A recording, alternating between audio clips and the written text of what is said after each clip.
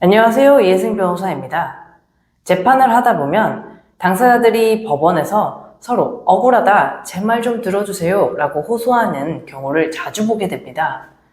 그런데 소송에서 승소하고 싶으시다면 제발 억울하다는 말만 반복하지 마세요. 억울하다는 감정적인 말만으로는 절대 승소할 수 없습니다. 우리가 사회생활을 하다 보면 어느 순간 예기치 않게 법적 분쟁에 휘말리는 경우가 생깁니다. 간단하게는 돈을 빌려주고 못 받은 경우, 혹은 계약을 둘러싼 해지 문제, 부동산 분쟁까지 크고 작은 법적 분쟁가 언제든지 생길 수 있죠. 그런데 문제는 분쟁의 금액이 수십만 원에서 수백만 원 정도의 수준으로 작다면 소송을 제기하기 부담스럽게 느껴지거나 소송에 휘말리더라도 변호사를 선임하기 부담스럽게 느껴지시겠죠. 그래서 이런 경우 혼자 소송을 진행하는 경우도 있습니다. 네, 변호사 없이 소송을 하는 것도 가능합니다. 우리가 살짝 다쳤을 때는 병원에 가지 않고 약만 바르는 경우와 같이 아주 가벼운 사건이라면 혼자서 진행해도 괜찮을 수 있어요. 하지만 만약 혼자 하기 벅차다면 이럴 땐 반드시 변호사를 선임해서 진행하시는 것이 좋습니다. 우리나라 민사소송법에 따르면 소송대리는 오직 변호사만 할 수 있도록 되어 있습니다.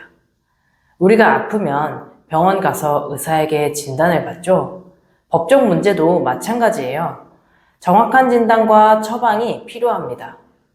다시 혼자 소송하는 문제로 돌아가면 혼자서 소송을 하는 사람들은 대부분 판사님 앞에서 판사님 억울합니다. 제 말이 다 맞습니다. 라는 말만 반복하시다가 정작 중요한 말은 하지 못하고 돌아가시는 경우가 많습니다.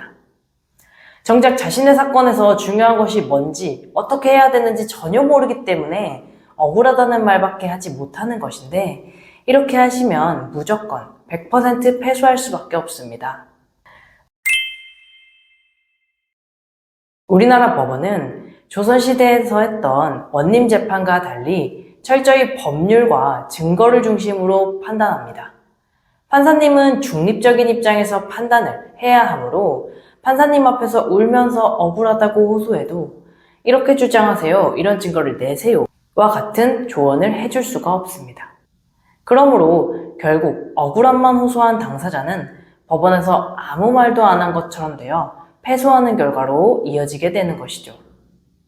특히 소송 비용이 부담돼서 처음에는 혼자서 하셨다가 1심에서 지고 나서야 변호사를 선임하시는 경우가 많은데 그땐 시간도 돈도 훨씬 많이 듭니다. 그래서 저는 억울해서 꼭 승소하고 싶으신 분들이라면 자문만이라도 받으시기를 권해드립니다.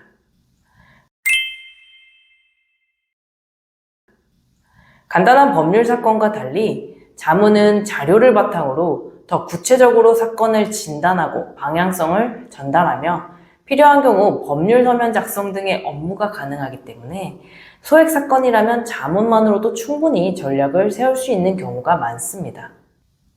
억울하다는 말로는 아무도 알아주지 않습니다. 정말 이기고 싶다면 아주 작은 비용이라도 투자해 제대로 준비하시는 것이 바로 진짜 억울함을 막는 길입니다. 오늘 영상이 도움이 되었길 바라며 억울한 상황에 처해 있으신 분들, 도움이 필요하신 분들은 영상 하단의 더보기를 통해 상담 신청하시면 함께 법적 전략을 고민해 드립니다. 그럼 다음 영상에서 만나요.